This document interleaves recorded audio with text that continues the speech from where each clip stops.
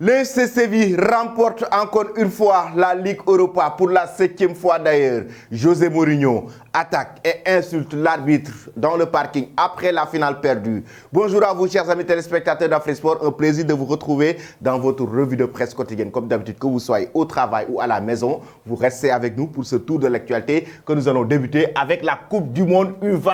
Ce mercredi, on a assisté à des huitièmes de finale incroyables avec la Colombie qui s'est qualifiée en quart de finale après avoir battu la Slovaquie sur un score de 5-1, le Brésil qui élimine la Tunisie sur un score de 4-1, l'Argentine, le pays organisateur, éliminé par le Nigeria sur un score de 2-0 et l'Angleterre éliminé par l'Italie sur un score de 2-1. Je vous avais averti pour le Nigeria, attention à cette équipe nigérienne qui a éliminé l'Albi Céleste, le pays organisateur qui est l'Argentine, sur un score de 2-0. Je vous avais dit que le Nigeria a comme option et ambition et objectif de se qualifier en finale de cette Coupe du Monde U20. La Tunisie, l'autre pays africain, est aussi éliminé par le Brésil. Et oui, le Brésil était largement supérieur dans cette rencontre, raison pour laquelle ils ont su prendre le dessus sur un score de 4-1. Et ce jeudi 1er juin, il y aura les autres huitièmes de finale, à savoir l'autre pays africain. Il s'agit de la Gambie qui va affronter l'Uruguay et l'Équateur qui va faire face à la Corée du Sud. Chers amis, donnez vos pronostics concernant ces matchs. Quel est le score du match entre Gambie et l'Uruguay? En même temps, l'Équateur face à la Corée du Sud. Pensez-vous en même temps que le Nigeria ira en finale de la Coupe du Monde U20? Que pensez-vous de l'élimination de la Tunisie? Vous donnez vos avis en commentaire. Parlant même de cette Coupe du Monde U20, il s'appelle Mamine Sayan. Les confidences du petit protégé de Mané qui ont été repris par Afrique Foot, et c'est la Fédération gambienne de football qui fait cette interview avec cette pépite, ce jeune joueur très talentueux qui évolue dans l'équipe réserve pratiquement du Bayern Munich. Il est au Bayern Munich, mais dans l'équipe des petites catégories du Bayern Munich, il joue même la D4 avec le Bayern Munich, le championnat régional de l'Allemagne avec le club bavarois qui est le Bayern Munich. Lui, il fait des confidences du protégé de Sadio Mané concernant sa rencontre avec Sadio Mané dans l'équipe première du club bavarois. Parce qu'à un moment donné, par rapport à son talent, par rapport à ses preuves, le Bayern Munich lui avait donné l'opportunité, lui avait permis de s'entraîner avec l'équipe première du Bayern Munich, et en même temps le club lui avait permis de rencontrer Sadio Mané, et c'est ce qu'il explique ici dans cet entretien. En même temps, il faut rappeler que c'était une entrée extraordinaire qu'il avait su faire face à la France pour permettre à l'équipe de la Gambie de remporter la victoire face aux Bleuettes. Regardez bien ce qu'il dit concernant sa rencontre avec Sadio Mané, mais notamment l'entraînement qu'il a su faire avec l'équipe première du club bavarois. Le Bayern m'a donné l'opportunité de m'entraîner avec l'équipe première. J'ai pu voir comment les professionnels sont, comment ils jouent, comment ils s'entraînent. Sadio Mané m'a parlé et m'a donné des conseils. Donc, je m'applique à cet effet. Lui, il a carrément évoqué que Sadio Mané fait partie de ses références et de ses idoles. A confié Mamine Sayang. Sadio est l'un des meilleurs joueurs au monde. Il est humble et c'est l'une de mes idoles. C'est sympa d'être assis à ses côtés, de lui parler en Mandinka, parce qu'il parle ma langue. Mandinka, c'est une langue courante du côté de la Gambie, qui est parlée du côté de la Gambie. Il faut rappeler que Sadio Mané, géographiquement, habite à Ziguinchor, du côté à Bambali, précisément le village de Bambali, à Ziguinchor. En même temps, c'est pas loin de Sédhiou, c'est pas loin de Ziguinchor, et en même temps, c'est pas loin de la Gambie, c'est pas loin de la Guinée, de la Guinée-Bissau. Raison pour laquelle cette langue est très parlée de l'autre côté, Mandinka. Et Sadio Mané parle cette langue parce qu'il parle ma langue, a-t-il expliqué. Il m'a expliqué beaucoup de choses, comment être professionnel, comment m'améliorer sur le terrain. J'étais comme un gamin, c'était comme dans un rêve, a-t-il poursuivi. Donc le joueur Maming Sayan, qui fait de Sadio Mané son idole et référence, en même temps, il explique comment il l'a rencontré lors des séances d'entraînement de l'équipe première du Bayern Munich, chers amis. Ensuite, nous allons en Espagne. Marca et As. Regardez bien l'image. Regardez bien l'image de la presse espagnole, notamment l'image de Marca. Comment, sans titre, ils ont juste lâché une image qui veut tout dire. Regardez bien le tapis rouge qui a été dressé pour le CCV. Avec quoi? Combien de trophées? 1, 2, 3, 4, 5, 6, 7.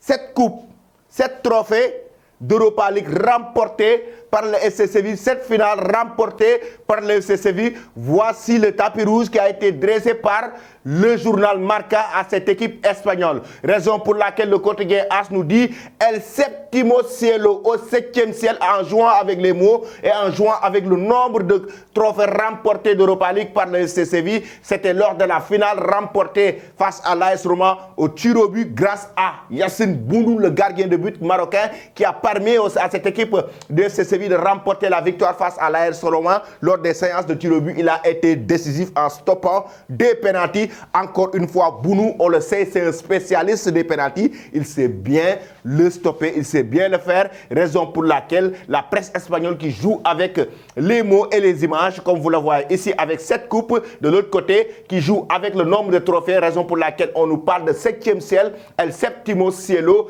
avec le FC Séville qui est sur le toit du football européen du moment où ils ont remporté la belle finale face à l'AS Roma, chers amis. Ce n'est pas encore fini. Mundo Deportivo va dans le même sens pour nous parler de 7e ciel aussi, avec le capitaine, l'ancien joueur du Barça, Rakitic, oui, qui a, avec la coupe entre ses mains, regardez bien, une belle consécration du FC Séville. Pourtant, l'AS Roma avait mené un score sur 1-0. Et après, en deuxième période, l'équipe du FC Séville a su égaliser. C'était un but partout. Lors des prolongations, il y a eu des polémiques, penalty ou pas, des part et d'autres. Mais lors des séances de tir au but, c'est là que Yacine Bounou a été décisif pour faire remporter la victoire à cette équipe du FC Séville. Le quotidien sport, lui, de son côté, qui nous parle Al Rojo Vivo, le pourcentage, le sondage qui a été établi à l'endroit de l'avenir de Lionel Messi. Regardez bien, 40% de chances pour que Lionel Messi puisse rejoindre Al Hilal en Arabie Saoudite. 40% de chances pour que Lionel Messi puisse rejoindre Inter Miami. Pourquoi ces deux clubs, que ce soit Al Hilal, que ce soit Inter Miami, ont devancé le FC Barcelone et le Paris Saint-Germain?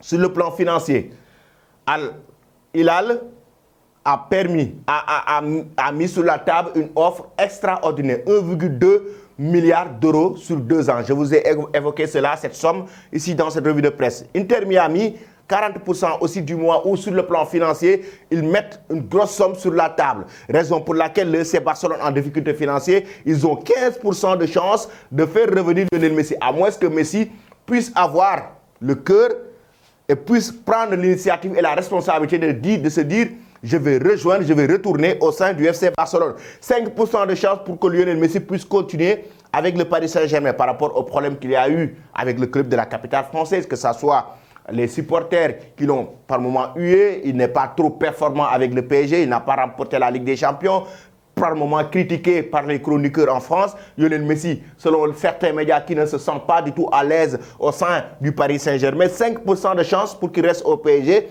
15% pour qu'il puisse rejoindre le FC Barcelone, 40% pour l'Inter Miami et Al Hilal 40%. Si l'on se fie aujourd'hui sur ce sondage, ça veut dire que ça va se jouer entre Al Hilal et l'Inter Miami. Pensez-vous, chers amis, que Lionel Messi doit-il rejoindre l'Arabie Saoudite avec Al Hilal, les États-Unis avec l'Inter Miami, le FC Barcelone en Espagne, ou doit-il rester au Paris Saint-Germain? Vous me donnez vos avis en commentaire. On va rester en Espagne pour parler de Karim Benzema, son avenir qui fait trembler actuellement l'Espagne. Au-delà de Lionel Messi, on vous a parlé tout à l'heure de Al Hilal, qui a formulé une offre extraordinaire pour décrocher la Pulga. C'est dans le même sens que Al Ittihad, leader du championnat saoudien, qui a formulé une offre extraordinaire à Karim Benzema pour essayer de récupérer ou de décrocher El Nueve, 14 ans, au sein du club merengue. Il est arrivé en 2009. On se rappelle, Karim Benzema est arrivé en même temps que Cristiano Ronaldo et Kaka. Il a remporté tous les titres au sein du club merengue. À 36 ans actuellement, il n'a plus rien à prouver au Real Madrid. Et selon certains médias, notamment nos confrères de foot Mercato, Karim Benzema a carrément évoqué à la direction du Real Madrid, notamment Florentino Pérez, son envie de quitter le Real Madrid et de partir en Arabie Saoudite. Certains médias évoquent même que Karim Benzema va annoncer aujourd'hui son départ du Real Madrid. Et là, il y a beaucoup de spéculations et de rumeurs, mais certains médias crédibles quand même comme Foot Mercato disent que Karim Benzema a carrément évoqué à Florentino Pérez et la direction du Real Madrid qu'il va quitter le club merengue. Là, c'est beaucoup d'argent, selon le média français, beaucoup d'argent qui est mis sur la table pour décrocher Karim Benzema. Et l'État saoudien, après avoir pris Cristiano Ronaldo, leur objectif actuellement, c'est Lionel Messi et Karim Benzema. La presse espagnole s'enflamme, que ce soit Marca, Sport, Mundo Deportivo, toute la presse espagnole qui s'enflamme sur l'avenir de Karim Benzema du moment où actuellement c'est très imminent selon cette presse espagnole. Normalement, il doit parler aux médias, il doit parler à la direction du Real Madrid et le Real Madrid aussi devrait faire une annonce dans les jours à venir, selon toujours la presse espagnole. Et là, il fait trembler l'Espagne du moment où le Real Madrid n'a pas encore trouvé de successeur pour Karim Benzema. Et oui, la presse l'a aussi évoqué, le Real n'a pas encore trouvé de successeur pour El Nueve. Ça sera très compliqué et très difficile du moment où c'est un attaquant de classe mondiale. D'après tout ce qu'il a accompli et tout ce qu'il a fait, la constance de Karim Benzema, toutes ces années au sein du Real Madrid, et oui, ce n'est pas donné à n'importe qui. Le travail qu'il fait au quotidien, son talent extraordinaire, son efficacité devant ses buts, il faut un attaquant capable de faire la même chose pour pouvoir le remplacer, son leadership. Et oui, raison pour laquelle il est le capitaine de cette équipe merengue. La raison pour laquelle aussi l'Espagne et le Real Madrid tremblent à cause de l'avenir de Karim Benzema. Mais pour le moment, ce qui est sûr, c'est que Al Ittihad, le leader du championnat saoudien, est prêt à tout pour décrocher Karim Benzema. Raison pour laquelle cette offre, selon certains médias, oui, est pris avec beaucoup de plaisir par El Nueve. Pensez-vous, chers amis, que Karim Benzema doit quitter le Real Madrid pour rejoindre l'Arabie Saoudite à 36 ans? Vous donnez vos avis en commentaire, je vais les lire avec beaucoup de plaisir, chers amis. Maintenant, en Italie, le malheur des uns fait le bonheur des autres ou le bonheur des uns fait le malheur des autres. Pourquoi? Corriere dello Sport et la Gazzetta dello Sport qui reviennent sur la déception de l'AS Roma. L'AS Roma avec la déception et José Mourinho après la finale perdue qui discute avec ses joueurs dans le rond central. Regardez bien, ça c'est après la finale perdue. Regardez, c'est la grosse déception du côté des joueurs de l'AS Roma après cette finale perdue lors des séances de tir au but avec Yacine Bounou qui a permis à cette équipe du FC Séville de remporter la victoire de la plus belle des manières du moment où il a été l'homme efficace devant le but pour stopper les pénaltys. Il était là, bien présent, avec la lucidité des joueurs du FC Séville qui mettent les ballons au fond des filets, raison pour laquelle ils ont su prendre le dessus. Et là, on a senti quand même un peu de pression des tireurs de l'AS Roma. Pourtant, d'habitude, les joueurs en Italie ne subissent pas beaucoup de pression lors des séances de tir au but et ils sont très lucides et capables de mettre les ballons au fond des filets. Mais après le match, chers amis, après le match, il y a quelque chose qui s'est passé dans le parking. Et oui, quelque chose s'est passé après le match dans le parking. Qu'est-ce qui s'est passé? José Mourinho était en train d'attendre l'arbitre. Il l'attendait dans le parking au moment où les joueurs devaient rejoindre leur hôtel. José Mourinho était en train d'attendre l'arbitre parce qu'il n'est pas du tout d'accord avec lui sur certaines décisions. On y reviendra. Certains cartons que l'arbitre devait donner sont certainement selon lui. Il l'a même évoqué en conférence de presse. Il n'était pas d'accord avec le penalty non sifflé de Fernando. On va y revenir dans la surface de réparation du FC Séville. Certaines décisions que l'arbitre devait prendre et n'avait pas prises, José Mourinho n'était pas du tout d'accord. Raison pour laquelle il s'en est pris sévèrement à l'arbitre. Regardez bien, en parlant avec lui en anglais, en le disant « You're fucking disgrace ». Qu'est-ce que ça veut dire? Il a été très sévère. C'est une putain de honte, selon José Mourinho. Regardez bien, il était très furieux, en colère, à l'endroit de l'arbitre, raison pour laquelle il avait complètement pété un câble. C'est une putain de honte, a-t-il répété à plusieurs reprises en anglais. Il a aussi vitupéré en italien en lançant pour rester poli que l'arbitre n'avait pas de fait. Selon la radio espagnole Cadena Ser, il aurait aussi lancé des fucking UEFA. Pas audible sur la vidéo italienne. Roberto Rossetti, président de la commission de l'arbitre de l'UEFA, s'est alors approché pour tenter de contenir le technicien qu'il a alors sermonné.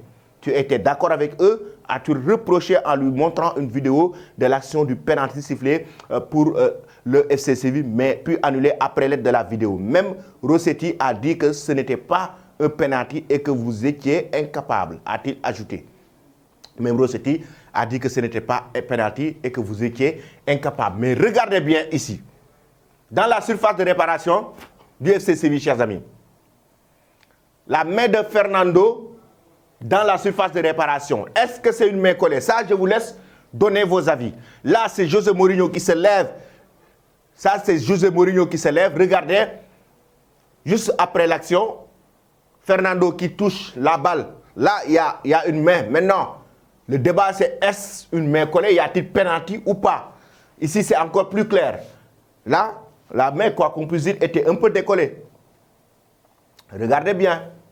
Y a-t-il penalty ou pas sur l'action? C'est ça qui crée actuellement la polémique concernant cette finale de la Ligue Europa. Y a-t-il penalty pour l'AS Roma ou pas? Regardez bien. Y a-t-il penalty pour l'AS Roma ou pas? Vous donnez vos avis en commentaire, mais l'image est là. Je vous laisse donner vos avis. Je vous laisse superviser l'image. Je vous laisse consulter l'image et donner vos avis et dites-nous ce que vous pensez de cette situation. Y a-t-il penalty pour l'AS Roma dans cette finale de Ligue Europa ou pas?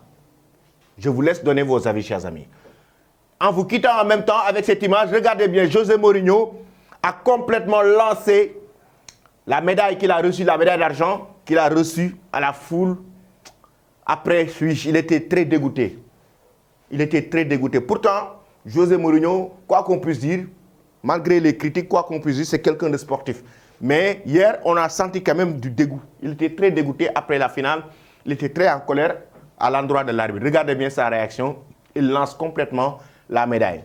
Yacine Bounou, héros en Espagne lors de la Coupe du Monde Qatar 2022, où il stoppait des pénaltys, mais aussi héros au Maroc, je voulais dire, avec la Coupe du Monde Qatar 2022, où il permettrait au Maroc de remporter des victoires non seulement décisives et il stoppait des pénaltys, mais ici aussi, il est héros en Espagne après avoir permis au FC Séville de remporter la Ligue Europa.